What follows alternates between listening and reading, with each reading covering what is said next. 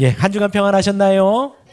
네. 우리 아이들 부활의 감사의 기쁨을 찬양으로 또 율동으로 또 연주로 너무 아름다웠습니다. 우리 아이들 한 두어 달 준비한 것 같습니다. 매주일 예배 후에도 조금씩 연습했고요. 또 우리 초등 2부 고학년 아이들은 우리 김미정 B 집사님이 얼르고 달래고 또 밥 먹이고 또 간식 사 먹이고 격려하면서 준비를 했습니다.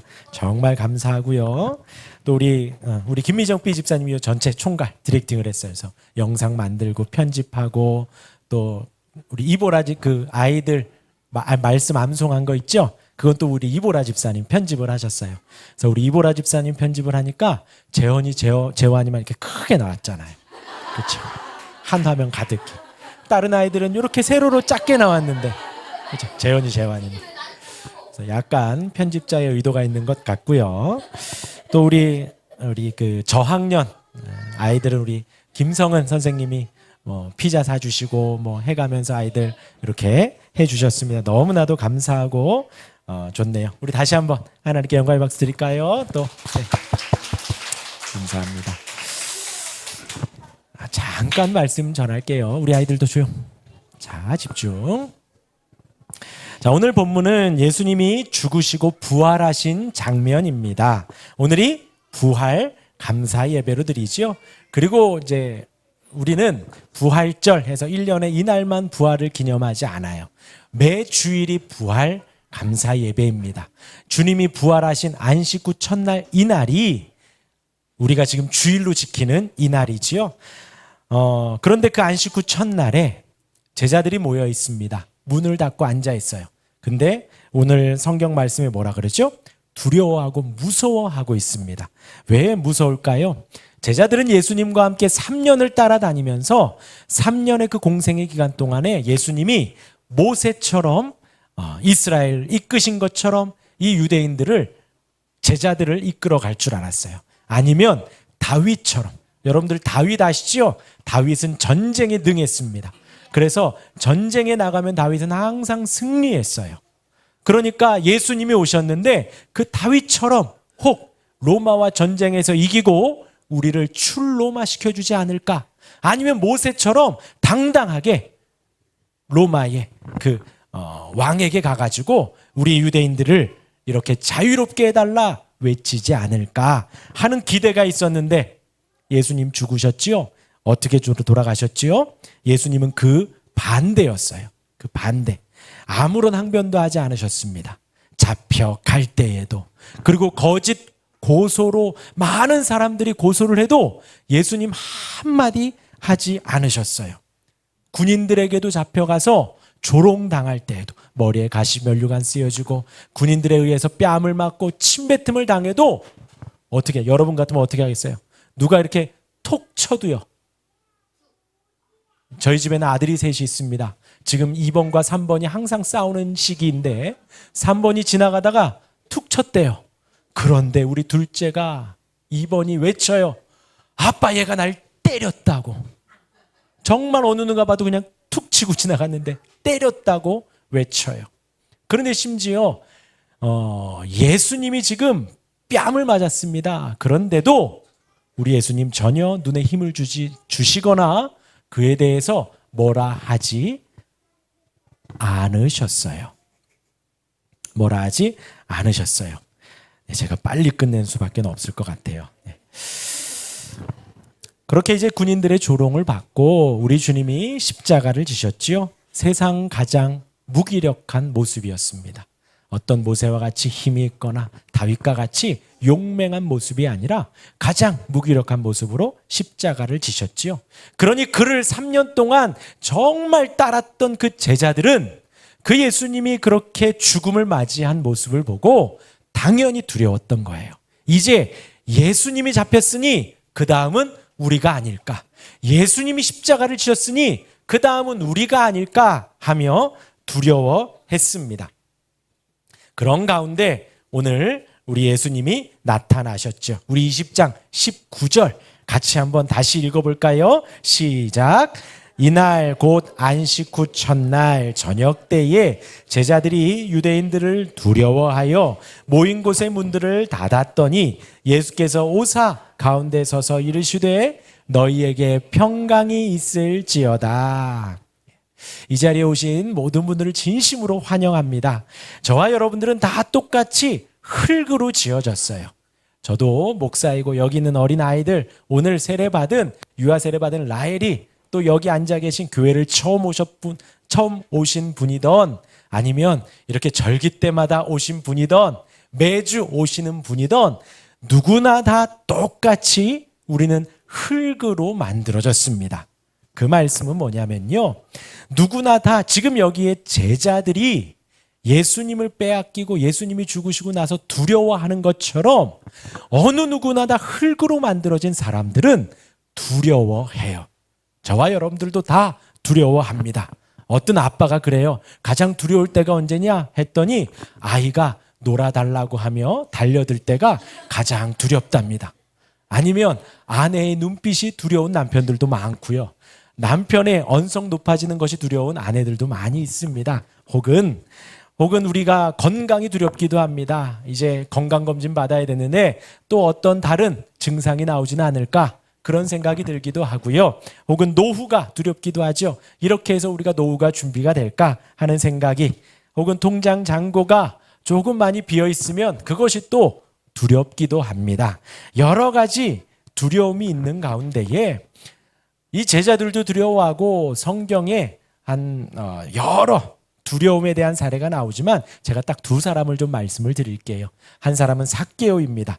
누가복음 19장에 보면 삭개오가 나오는데 당시에 세리였습니다. 그리고 가장 부유했어요. 그 여리고라는 지역에서 가장 부유한 사람이었습니다. 왜요? 세리였기 때문에 그렇습니다. 세리는 유대인들 같은 민족들에게서 같은 나라 사람에게서 세금을 걷어서 그 로마에다가 바치는 사람이 세리였어요.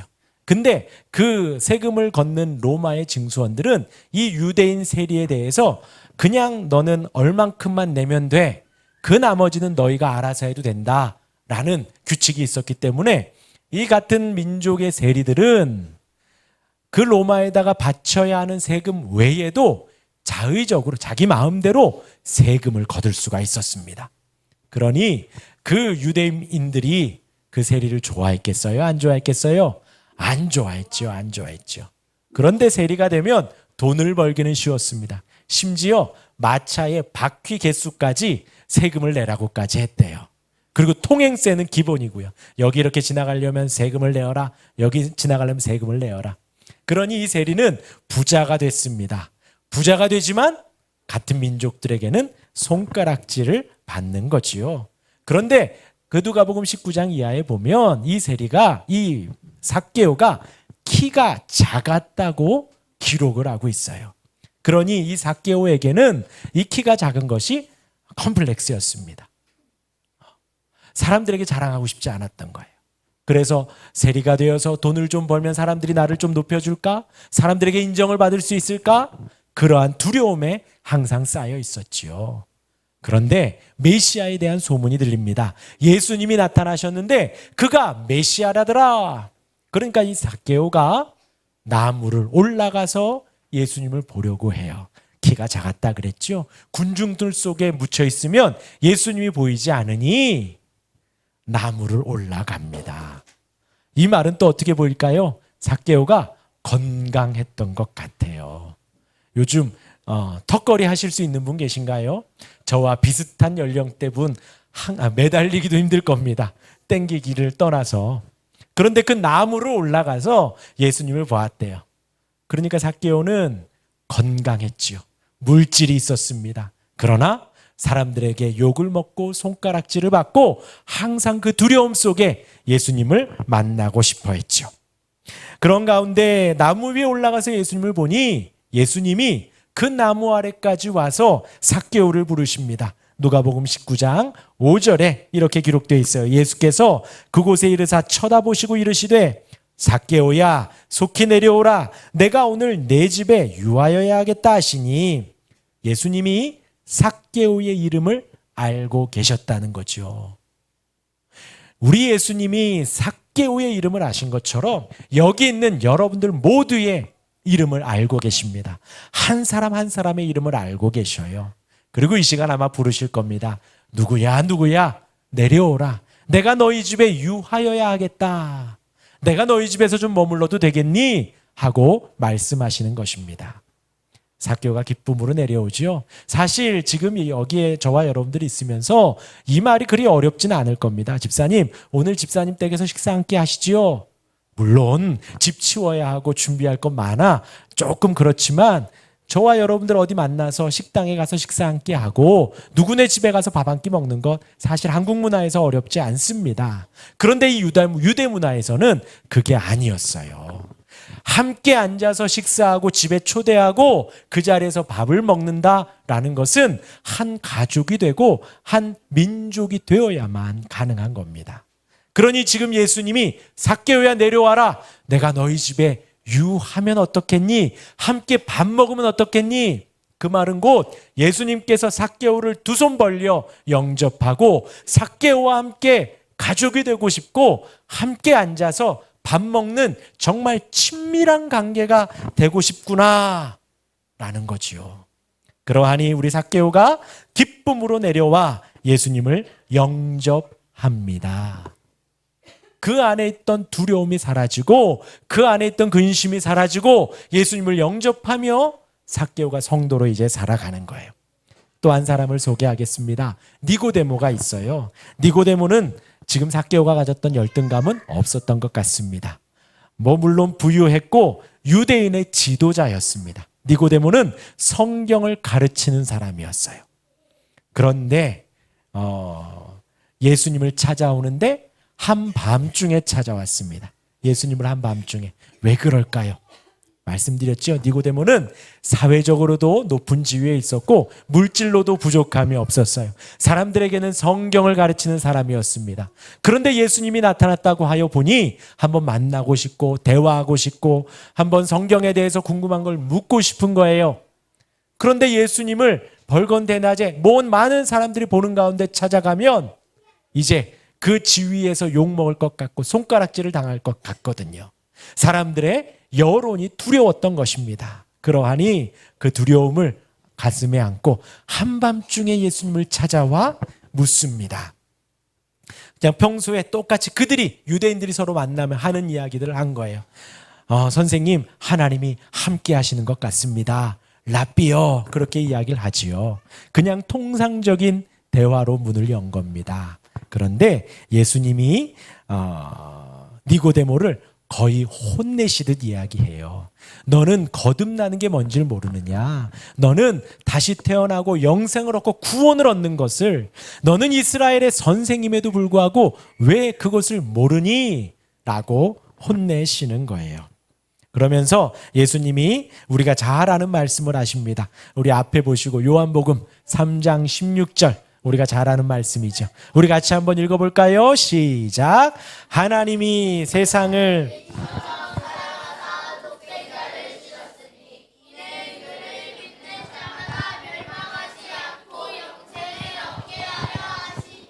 네. 성경을 너무 잘 아는 이 니고데모가 모르는 것 하나가 하나님이 독생자 아들을 보내주시고 그 아들 예수 그리스도를 믿으면 구원을 얻고 영생을 얻는다라는 것이었어요. 그렇기 때문에 거듭나야 하고 영생을 받아야 한다라는 말씀을 우리 예수님이 가르쳐 주신 거죠. 아까 말씀드렸지만 니고데모를 혼내는 그런 어투였습니다. 너는 왜 이스라엘의 선생인데 모르냐? 근데 잘 들어봐. 하나님이 사랑하셔서 독생자를 보내셨고 그를 믿는 자마다 영생을 얻을 거야. 꼭 요즘 표현으로 하면 츤데레 느낌이에요. 툭툭툭툭 하지만 다 잘 챙겨주는 것 같은. 우리 예수님이 니고데모에게 그렇게 말씀하셨습니다. 근심하며 돌아가요. 아직 막 모든 게 해소되진 않았지만 니고데모가 그렇게 돌아갑니다. 그런데 하나님께서 니고데모 안에 역사하셔서 어떻게 하시냐? 요한복음 한 7장쯤 가면 니고데모가 예수님을 약간 변호하는 모습이 보여요. 그리고 이제 19장에 가면 예수님이 십자가에 못 박히시는데 그 장례를 니고데모가 준비합니다. 아리마대 사람 요셉과 더불어서 이 니고데모가 예수님의 시신을 받아 그 시신을 이제 장사 지내는 거예요. 이 말은요, 하나님께서 시작하신 그 영생의 말씀의 씨앗이 그 두려움이 사라지고 니고데모가 이제 하나님의 제자로 많은 사람들의 이목이 두려웠던, 여론이 두려웠던 이 니고데모가 이제 모든 사람들이 보는 가운데에서 예수님의 십자가를, 예수님의 시신을 받아들고 나는 예수님의 제자입니다, 당당하게 말한 것과 같습니다.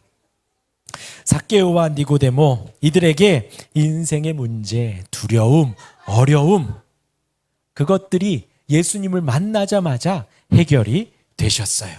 오늘 다시 본문으로 돌아와서 지금 제자들이 되게 두려워하고 있지요. 이제 유대인들이, 이제 제사장이, 군인들이 나를 잡으러 오면 어떡하나 하는 두려움들 속에 있습니다. 그런데 예수님 나타나셔서 평강이 있을지어다, 평강이 있을지어다 하고 알려주셨어요. 여러분들에게 한번 물을게요. 여러분들이 목사님 힘들어요. 예, 집사님 힘내세요. 목사님 어려워요. 예, 평안하셔요. 사실 누군가에게 말했는데 이런 대답이 돌아오면 크게 힘은 안 나요. 누가 그러더라고요. 청년이 힘들다고 하면 어른들은 뭐가 힘드니? 뭐가 어떤 게 힘들어? 라고 묻지 말래요. 청년이 힘들어하면 그러래요. 계좌번호가 뭐니? 라고 물으래요. 우리 예수님이 그 힘들어하는, 두려워하는 제자들에게 뭐라고 하시냐? 평강이 있을지어다 하고 선포하셨어요. 그런데 제자들이 그때부터 평안해지는 거예요. 예수님의 손과 허리에 그 상처를 보고 기쁜 거예요. 여태까지 있었던 두려움이 한순간에 사라진 것입니다. 그것은 목사인 제가 할 수가 없고 부모여도 친구여도 선배여도 할 수 없는 거예요. 누가 할 수 있냐? 하나님만이 하실 수 있는 것입니다. 하나님만이 하실 수 있고 예수님만이 우리에게 평안을 주실 수가 있는 것입니다. 여기 계신 모든 분들에게 당부드립니다. 우리 주님을 바라시고 만나실 수 있기를 바랍니다. 우리 예수님, 하나님이 우리를 너무나 사랑하셔서 보내주신 사랑의 결정체예요. 하나님이 너무나도 사랑하셔서 독생자 아들을 이 땅에 보내주셨고, 저와 여러분들이 할 일은 그 아들 예수 그리스도를 믿는 것 하나입니다. 그리할 때에 오늘 3장 16절에는 영생이라고 하였지만, 오늘 제자들을 만난 예수님에게서 우리가 얻을 수 있는 것은 평안함이에요. 여기 계신 여러분들 여러 가지 두려움이 있을 줄 압니다. 죄송합니다. 내일이 월요일이에요. 죄송합니다. 이제 다음 주에는 이 팔짱 끼고 있는 아이가 시험이에요. 두려움이 있지만 당장 내일이 사실 두렵기는 해요. 사건 사고가 많은 이 세상 속에서 어떠한 일이 일어날지, 내가 아무리 신호 잘 지키고 운전을 잘한다 해도 누가 와서 받아버리면 어찌할 수 없어요. 여러 가지 두려움이 산재해 있는 이 상황 속에서 우리 안에 평강을 주실 수 있는 분은 오직 예수님 뿐입니다. 우리 안에 진정한 기쁨과 감사를 주실 수 있는 분은 우리 예수님 뿐입니다. 우리 니고데모도 삭개오도 그 평안을 누렸고요. 지금 숨어있는 이 제자들도 예수님을 만나 그 평강을 누린 것입니다. 그것을 우리 예수님이 말씀하시고 성경이 증언하고 있습니다. 여러분들에게 평강이 있으십시오, 예수 믿으십시오, 지금 제가 제안을 드리는 거예요. 예수님을 믿고 내 안에 평강을 누리는 것 하루아침에 되기도 하지만 하루아침에 안 되기도 합니다. 아브라함조차도 12장에서 하나님, 창세기 12장에서 하나님이 부르시는데 15장이 되어서야 믿음이 생겼다 말을 하고 있어요. 니고데모도 한밤중에 찾아왔는데 예수님이 돌아가시고 나서야 그 마음 안에 믿음이 생긴 것입니다. 여기 있는 여러분들에게 제안 드립니다. 예수님을 믿으시며 살아가심에 가까운 교회 등록하시고 다니시며 신앙생활 매일매일 해가시길 바랍니다.